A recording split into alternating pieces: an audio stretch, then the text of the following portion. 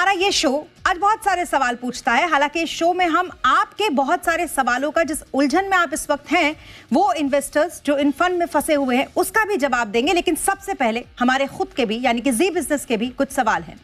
सबसे पहला सवाल तो ये है कि बिना सॉल्यूशन के क्या ये सॉल्यूशन ओरिएंटेड जो फंड्स थे वो बंद हुए?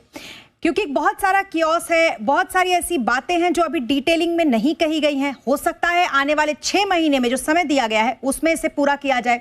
जो हमारा दूसरा सवाल है उसकी ओर बढ़ते हैं। हमारा दूसरा सवाल यह है कि कहां जाएंगे इन फंड्स में लगभग जो 63 लाख निवेशक अभी इन्वेस्टेड हैं वो।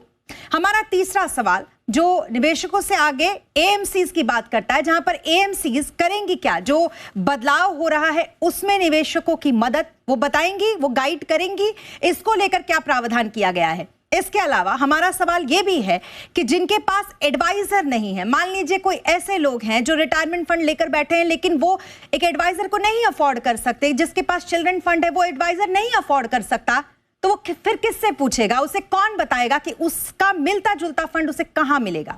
इसके बाद हमारा एक और सवाल यह है कि ऐसे जो स्कीम्स होती हैं जो इस तरीके से चल रही होती हैं, मान लीजिए किसी ने अपने रिटायरमेंट के लिए किसी फंड में पैसा लगाया ये सोचकर कि रिटायरमेंट का एक बड़ा कॉर्पस बनेगा, या किसी ने अपने बच्चों की पढ़ाई के लिए पैसा लगाया किसी फंड में ये सोचकर कि जब तक वो बड़े होंगे तब तक एक बड़ा कॉर्पस बनेगा, ऐसी स्कीमों को अचानक यूं ही बंद कर देना क्या सही होता है?